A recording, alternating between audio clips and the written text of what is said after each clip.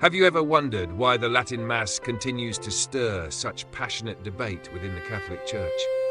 Why is it that after decades of reform, this ancient form of worship still draws people in with quiet intensity? And what does the future hold under Pope Leo XIV? Will the long-standing restrictions be eased, or are we headed for deeper division?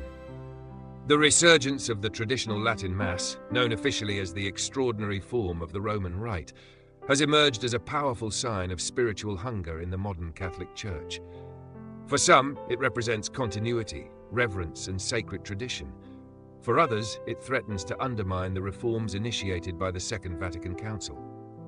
The conversation isn't just about rubrics or language, it's about the soul of Catholic worship, identity, and the future of liturgical life.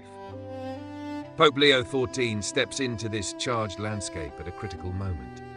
Following Pope Francis's 2021 document Traditionis Custodes, which imposed sweeping restrictions on the celebration of the Latin Mass, traditionalist communities across the globe have been watching the Vatican closely.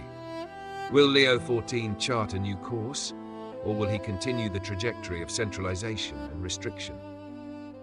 To understand what's at stake, we need to go back to the roots of this liturgical journey.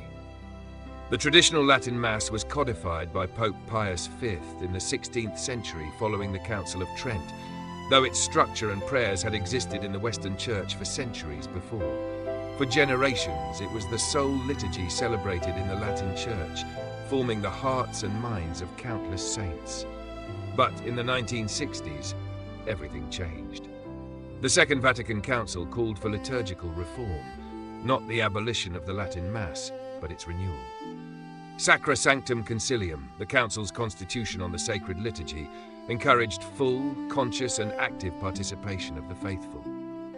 In the years that followed, the new Novus Ordo Missae, or New Order of the Mass, was promulgated in 1969 by Pope Paul VI, incorporating vernacular languages, simplified rubrics, and an emphasis on communal experience. What was meant to be organic reform soon became a fault line.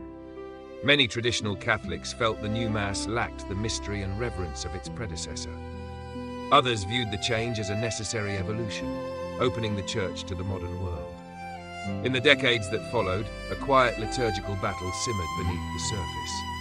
Recognizing this tension, Pope John Paul II issued the 1984 indult, Quatuor ab hinc allowed bishops to grant permission for the celebration of the traditional Latin Mass.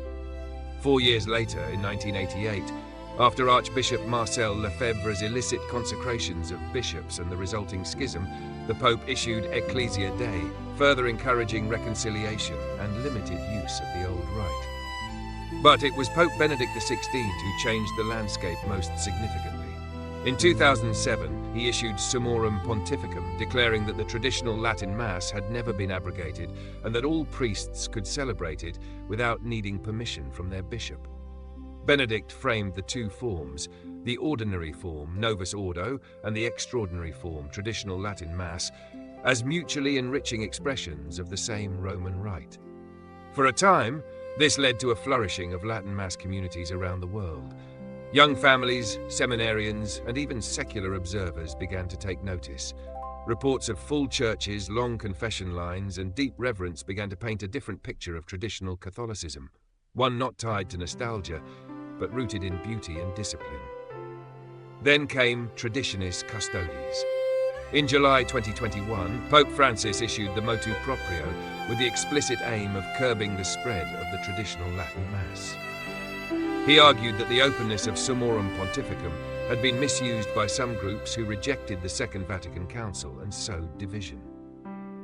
Under the new rules, bishops were required to approve individual Latin Mass communities, new groups were discouraged, and priests needed permission from Rome to be ordained in the old rite. The result was immediate and polarizing. In some dioceses, Latin Masses were restricted or eliminated. In others, bishops continued to grant broad faculties. Faithful who had worshipped for years in the extraordinary form were suddenly displaced. Communities that had raised children, built choirs, and deepened their love for the Church through this liturgy now faced uncertainty. Yet this wasn't just about regulations. For many Catholics, the move felt like a spiritual loss, a marginalization of something sacred. The backlash wasn't only from clergy and theologians, it came from lay people, from converts, from young Catholics seeking something transcendent. Pope Leo XIV now inherits this delicate situation. His early papacy has been marked by a pastoral tone, emphasizing unity and dialogue. But on the question of liturgy, he faces competing pressures. On one side are bishops and theologians urging continuity with traditionis custodes, citing concerns about ecclesial unity and the authority of Vatican II. On the other side are priests, religious and lay faithful who see the Latin Mass not as a threat, but as a gift, one that connects them to the broader tradition of the Church. As the Vatican quietly reviews the policy, whispers of potential change have begun to circulate. Some suggest Leo XIV may issue new guidelines that offer bishops more flexibility. Others believe he might reinstate parts of Summorum Pontificum, perhaps with added oversight. Still others fear any move toward easing restrictions could provoke backlash from reformist voices in the Church. But there's another layer, the question of identity. For many who attend the traditional Latin Mass, it's not just a preference, it's a spiritual home. They describe discovering a depth and reverence in the liturgy that transformed their relationship with God. They speak of silence, awe, and beauty, not as aesthetic choices, but as windows into the divine. At the same time, not all who attend the Old Mass reject the Council. Many accept Vatican II, but see the traditional Latin Mass as a legitimate liturgical form. They argue that unity doesn't mean uniformity, and that the Church has always embraced a variety of liturgical expressions. The road ahead is uncertain, but one thing is clear. Any change Pope Leo XIV makes will reverberate far beyond the liturgical realm. It will touch theology, ecclesiology, pastoral care, and the Church's mission in a secular age. This moment is not just about Latin or rubrics.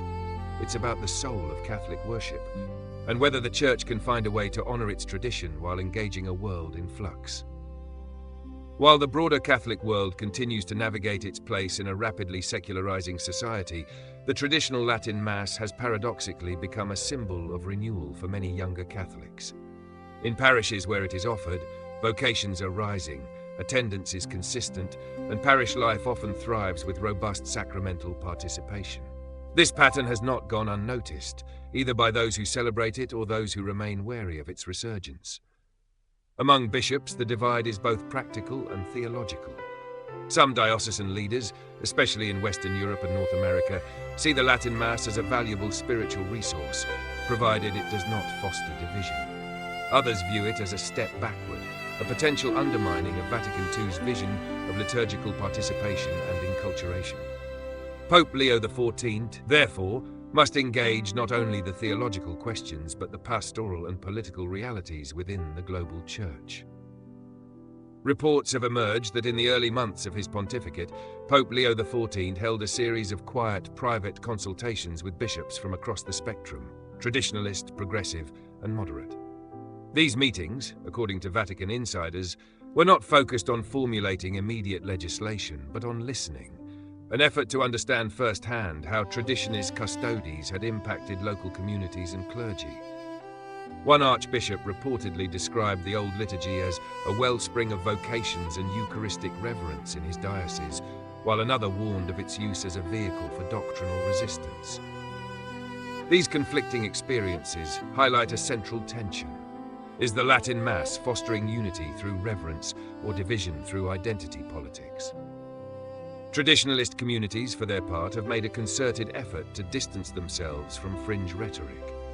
Major priestly societies such as the Priestly Fraternity of St. Peter, FSSP, the Institute of Christ the King, Sovereign Priest, ICKSP, and others have issued repeated affirmations of loyalty to the Pope and acceptance of Vatican II. Their leaders argue that their attachment to the old liturgy is not a rejection of the Council, but a desire to preserve the richness of liturgical heritage. At the lay level, the same desire is palpable. Families speak of the Latin Mass as a sanctuary, where the timeless gestures and language offer a sacred experience removed from the distractions of modern life. The emphasis on silence, ad orientem worship, Gregorian chant, and the vertical dimension of prayer creates an atmosphere many say they cannot find elsewhere. This spiritual hunger is not confined to any one country. In the United States, Latin Mass parishes often experience full pews on Sundays. In Nigeria and the Philippines, young clergy are asking for formation in the extraordinary form. In France, Germany and Poland, traditionalist youth movements organize retreats and theological seminars grounded in both the Tridentine liturgy and church teaching. Even in parts of Latin America and Asia, where the old rite was once considered irrelevant, new interest is emerging. Still, not all is harmonious. Some dioceses have experienced serious tensions between Latin Mass communities and diocesan leadership. Complaints have been raised about clergy refusing to use the vernacular even when mandated, or laity expressing disdain for post-conciliar liturgical norms. These situations, while not widespread, fuel the perception among critics that the Latin Mass harbours a latent spirit of rebellion. Pope Leo XIV is acutely aware of this risk. Sources close to the Congregation for Divine Worship suggest that the Pope's team is working on a document that aims to clarify and reinforce episcopal responsibility over all forms of the liturgy, while also acknowledging the value of the Latin Mass when celebrated in unity with the Church's teaching and hierarchy. One proposed model is a three-tiered framework. 1. Diocesan integration. Latin Mass communities would remain under the direct supervision of the bishop, not function as independent entities. This ensures unity in catechesis, pastoral ministry, and ecclesial life. 2. Clerical formation. Priests wishing to celebrate the extraordinary form would undergo a standardized training process, not only in Latin and rubrics, but also in ecclesiology and Vatican II theology. 3. Liturgical cohesion. Parish bulletins, catechesis, and sacramental preparation would follow diocesan guidelines to avoid parallel messaging between traditionalist and mainstream communities. This framework is still under discussion, and no final decisions have been made. However, it reflects the delicate balance Pope Leo XIV seems to be pursuing, one that seeks to preserve the spiritual fruits of the Latin Mass without allowing it to become a symbol of ecclesial dissent. Meanwhile, the laity continues to organize. Online petitions, letter-writing campaigns, and peaceful demonstrations have emerged across Europe and North America. Organizations like Una Voce, Latin Mass Society, and Pro Missa Tridentina are mobilizing to defend the rights of the faithful to worship according to the ancient form. Their message is simple: don't punish the faithful for the actions of a few. In Rome, the debate is no longer theoretical. Within the halls of the Vatican, voices are rising on both sides. Cardinals close to the Curia argue that unity demands liturgical clarity and that widespread use of two rites could weaken the Church's witness. Others argue that suppressing a liturgy beloved by thousands sends the wrong message, that uniformity is more important than communion. The theological implications are deep. At its heart, this debate asks, what does it mean to be Catholic today? Can there be genuine diversity in liturgical expression within unity of faith? And can the Church acknowledge the valid concerns of those drawn to the traditional Latin Mass without jeopardizing its broader pastoral mission? As these questions swirl, Pope Leo XIV faces the challenge not just of decision-making, but of statesmanship. He must not only issue rules, but also lead the Church in a moment of profound liturgical and cultural soul-searching. All eyes are now on what he will do next. For Pope Leo XIV, any decision regarding the traditional Latin Mass is more than a matter of liturgical policy.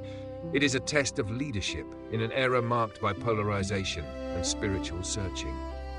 While he has yet to make a definitive pronouncement, the groundwork is clearly being laid behind the scenes. His advisors are carefully studying not only canonical frameworks, but also sociological data, seminary trends, and pastoral outcomes tied to the extraordinary form. The question many ask is, if easing the restrictions is on the table, what would that look like in practice? There are several potential scenarios, and none of them are without complexity. The first possibility is a modified return to the provisions of Summorum Pontificum, perhaps with certain limitations. Under this model, diocesan priests would once again have the general right to celebrate the traditional Latin Mass without specific episcopal permission, but this time accompanied by stricter oversight mechanisms. For example, priests might be required to undergo diocesan formation sessions or annual evaluations to ensure doctrinal fidelity and pastoral integration. Another proposal under discussion is the establishment of dedicated liturgical zones within dioceses. Specific parishes or chapels where the traditional Latin Mass could be celebrated regularly under the authority of a rector, appointed jointly by the bishop and the Vatican. This approach aims to provide a spiritual home for traditionalist Catholics while avoiding the creation of parallel jurisdictions that risk ecclesial fragmentation.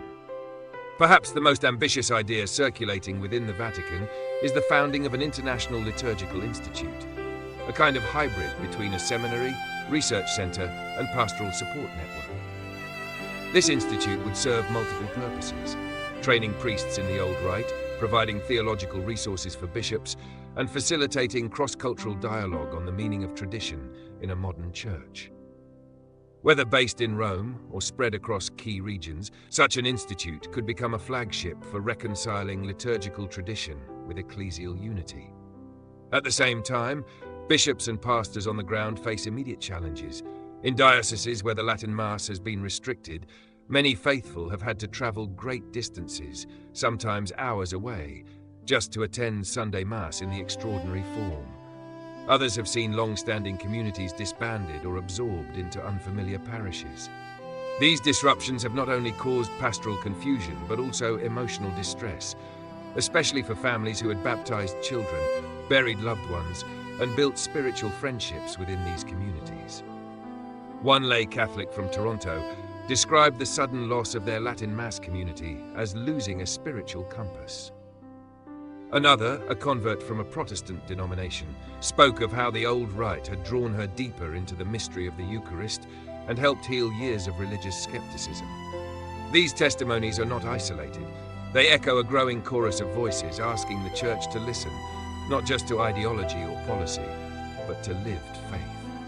And it is not only the laity who are speaking out. A number of bishops, especially in Africa and Eastern Europe, have privately urged Pope Leo XIV to consider the positive fruits they've seen from the traditional Latin Mass.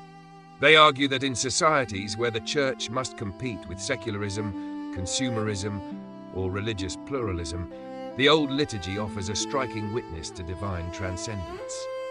In response, the Vatican has quietly launched a listening initiative through the Dicastery for Divine Worship and the Discipline of the Sacraments. This project gathers testimonies from bishops, priests, seminarians, and laypeople about the spiritual, pastoral, and theological impact of the extraordinary form. Though the results have not been made public, sources say the data reveal a clear generational pattern. Younger Catholics are more likely to support the Latin Mass, while older generations remain cautious or opposed. What explains this divide? Some observers suggest that younger generations, having grown up in a post-conciliar church, are seeking a sense of rootedness that the old liturgy uniquely provides. Others see it as a cultural response to modern chaos, a search for order, reverence, and mystery in a world of distraction and relativism. But this search is not without its dangers. Without careful catechesis and pastoral formation, attachment to the traditional Latin Mass can drift into elitism, legalism, or even rejection of ecclesial authority. This is a concern Pope Leo XIV takes seriously. His vision, according to those close to him, is not to pit one liturgy against another, but to call the whole Church to deeper reverence, unity, and authentic worship. As part of this effort, there are plans to release a teaching document, possibly an apostolic exhortation, on the role of liturgy in the new evangelization. This document, though still in drafting stages, would explore how the Church can evangelize not only through preaching and charity, but also through beauty, silence, and sacred ritual. While not focused solely on the Latin Mass, it would lay the groundwork for reintegrating traditional liturgical elements into broader parish life. Examples might include increased use of Latin and Gregorian chant in Novus Ordo liturgies, restoration of ad orientem worship during specific feasts, and incorporation of traditional vestments and liturgical gestures. Such gestures would not only signal respect for the Church's heritage, but also provide a bridge between ordinary and extraordinary expressions of the same faith. This bridging strategy may be the key to Leo XIV's approach. Rather than presenting the Latin Mass as a separate track for a special subset of Catholics, he appears to envision a liturgical renewal that allows all faithful, regardless of their right preference, to encounter God through reverence, clarity, and sacred beauty. Still, critics remain. Some theologians and liturgists argue that reintegrating traditional elements risks confusing the faithful and undermining the liturgical vision of Vatican II. They caution against aesthetic nostalgia that might prioritize form over meaning. Others worry that emboldening traditionalist communities could reopen theological debates settled decades ago. But Leo XIV seems unmoved by ideological panic. In a recent homily, he stated, "The sacred liturgy is not a battleground but a meeting place, not a relic but a doorway. Our task is not to suppress, but to discern what helps the people of God to see the face of Christ." Those words hint at a vision far broader than compromise. They point to a pastoral model grounded not in regulation alone, but in encounter. A model where reverence is not confined to one form, and where unity does not mean uniformity, but harmony of voice. Whether or not restrictions on the Latin Mass are eased officially, Pope Leo XIV is already reshaping the conversation. The question is no longer only about permissions and prohibitions. It is about identity, evangelization, and the heart of Catholic worship. Beyond theological discourse and pastoral programs, a broader cultural and geopolitical dimension increasingly shapes the debate surrounding the traditional Latin Mass. In societies undergoing rapid secularization, the old rite has become a quiet symbol of resistance, a return to sacred order amid cultural disarray. And in unexpected places, it's not fading, it's flourishing. Consider the shifting religious landscape of France, where declining parish attendance and growing secular indifference have left many churches empty. In contrast, Latin Mass communities, though small in number, continue to grow. They attract not only older Catholics nostalgic for tradition, but also young professionals, artists, and university students who speak of finding spiritual clarity and a sense of divine permanence in the ancient liturgy. Here, the Mass isn't just a rite, it's a sign of transcendence. In Poland, Slovakia, and parts of Hungary, where Catholic identity remains strong but increasingly challenged by secular and political crosswinds, the Latin Mass is seen by many as a fortress of theological orthodoxy. Bishops who support it describe it as a stabilizing force, a liturgical form that reinforces continuity with the Church's past while forming spiritually resilient Catholics. Meanwhile, in parts of Africa, the interest in the extraordinary form is surging, not due to traditionalism per se, but because many young clergy and seminarians are drawn to its deep symbolism and reverence. In Nigeria, Uganda, and Kenya, small pockets of clergy have begun requesting formation in the Latin Mass, hoping to serve communities where mystery and order are especially resonant. This trend is not yet widespread, but it reveals an important truth. The hunger for the transcendent is global. In Latin America, where charismatic and liberationist expressions of faith have often dominated, the Latin Mass is slowly entering the conversation. In countries like Colombia, Argentina, and Mexico, small lay movements are emerging that advocate for the integration of traditional liturgy into broader Catholic life. Many of these efforts are led by young people who see in the old rite not a political agenda, but a deeply personal path to God. These developments are not lost on the Vatican. Pope Leo XIV has received regular reports from apostolic nuncios and regional bishops detailing the pastoral fruit of the Latin Mass. More importantly, he recognizes that liturgy is never neutral. It reflects the soul of a culture, the worldview of a people, and the aspirations of a faith community. In his vision, any decision on the extraordinary form must take into account this rich diversity. This has led some Vatican observers to speculate that Pope Leo XIV may issue differentiated permissions, offering greater flexibility in areas where the Latin Mass has been most fruitful, while maintaining tighter norms in regions where it has caused division. Such a move would represent a pragmatic approach, acknowledging cultural particularity while maintaining a unified magisterial line. But the question remains, is such a regional strategy sustainable? Would differentiated permissions reinforce unity through subsidiarity, or encourage fragmentation? Could it signal pastoral attentiveness, or risk creating tiers of liturgical legitimacy? To address this, Pope Leo XIV is reportedly considering the establishment of a new commission composed of bishops, liturgists, canon lawyers, and laity from across the globe to examine how best to balance reverence and reform, tradition and mission. This body would study the practical effects of the traditional Latin Mass in various dioceses and propose strategies that foster unity without flattening cultural expression.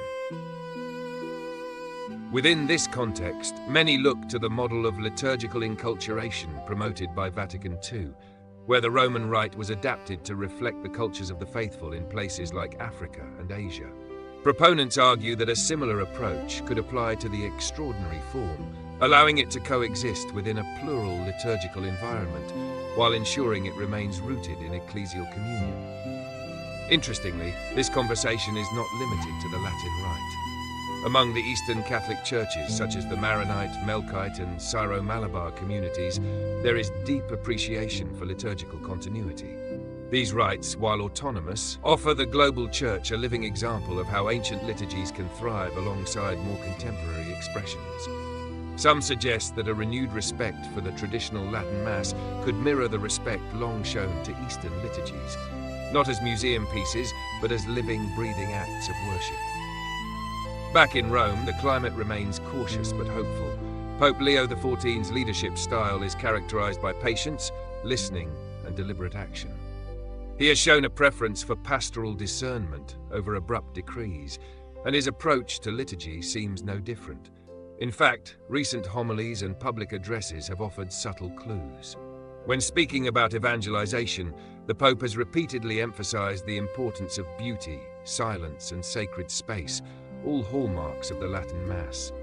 In one talk to seminarians, he encouraged them to explore the full breadth of the Church's liturgical tradition, and in another, he praised the role of sacred music in elevating the soul to God. Even his choice of papal ceremonies has not gone unnoticed. While Pope Leo XIV continues to celebrate Mass according to the Novus Ordo, he has introduced subtle traditional elements, the use of Latin prayers, Gregorian chant, incense, and longer periods of silence. These choices are not mere aesthetics. They reflect a theological vision in which the sacred is central and form shapes faith. Critics, however, remain watchful. Some progressive theologians warn that these gestures could embolden those who seek to roll back Vatican II reforms. Others worry about sending mixed signals to diocesan priests and seminarians. Yet Leo XIV seems to understand that reform doesn't mean erasure, and that tradition, when rightly understood, is not the enemy of progress but its foundation. As speculation continues, Catholics around the world remain in a posture of waiting, praying, discerning, and hoping. Will the Pope offer a path forward that acknowledges the richness of tradition while healing the fractures of recent years? Will he affirm that liturgical diversity, when united by faith and fidelity, can be a source of strength rather than strife?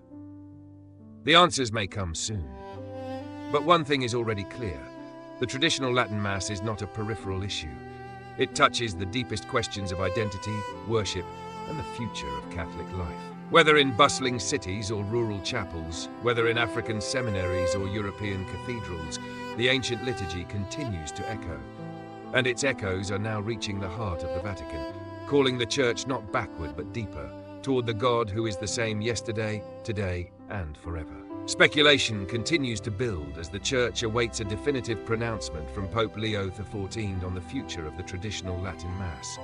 As debates ripple through dioceses, seminaries, and online platforms, the faithful find themselves navigating a landscape shaped by uncertainty, but also by hope. What lies ahead may well define a new chapter in the Church's liturgical life, and perhaps even in her identity. There are three primary scenarios that Vatican observers believe could unfold in the coming months. Each carries profound implications for clergy, laity, and the Church's pastoral mission. The first scenario is a moderate easing of restrictions, a policy shift that retains the framework of traditionis custodes, but delegates greater autonomy to bishops. This would allow diocesan leaders to authorize the traditional Latin Mass more freely, especially in parishes with demonstrable pastoral need or communities with a history of faithful practice. Under this model, the Vatican would emphasize unity through oversight rather than uniformity through suppression.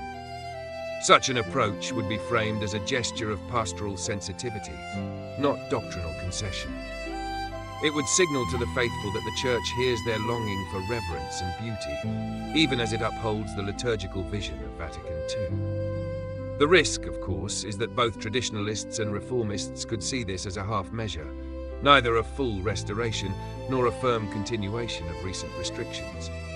The second scenario is a comprehensive restoration, effectively revoking traditionis custodes and returning to the more generous provisions of Summorum Pontificum. This path would restore the priest's autonomy to celebrate the old rite without needing explicit episcopal approval, and potentially reopen the doors for new communities, seminaries, and liturgical societies dedicated to the extraordinary form. This option would likely thrill traditionalist communities and signal a strong papal endorsement of liturgical plurality.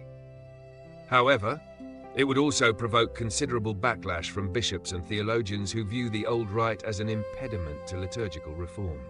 It could reignite debates over the authority of Vatican II, threaten unity in some dioceses, and create new tensions within seminaries and episcopal conferences. The third, and perhaps most likely scenario, is a cautious status quo. In this case, Pope Leo XIV would refrain from altering existing norms, but issue a pastoral letter or exhortation encouraging greater compassion and pastoral discretion in the application of current rules. Bishops would retain control, but be urged to act with patience, prudence, and charity. This scenario would buy time and allow the Pope to continue studying the situation without immediately disrupting the fragile equilibrium that exists in many dioceses. It might disappoint those seeking bold action, but it could also prevent rash decisions that risk further division. Behind these policy questions lies a deeper issue. What kind of church does Pope Leo XIV envision? His public statements suggest a commitment to unity through diversity, reverence without rigidity, and reform anchored in tradition.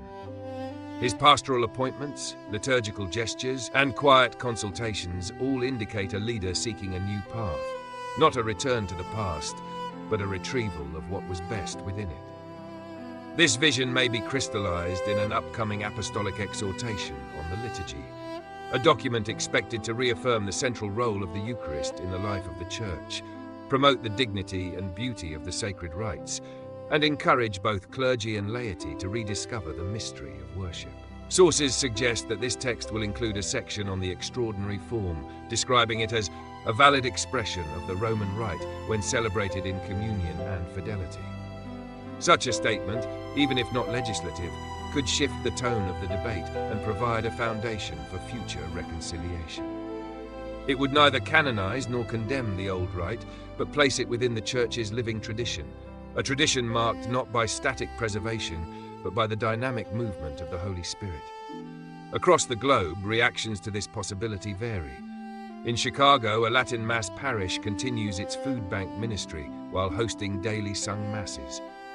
In Manila, a group of young professionals gathers weekly for vespers and catechesis centered on the old rite. In Berlin, traditionalist and Novus Ordo communities now collaborate on Eucharistic processions and pro-life campaigns. These signs suggest that coexistence is not only possible, it is already happening. Still, wounds remain.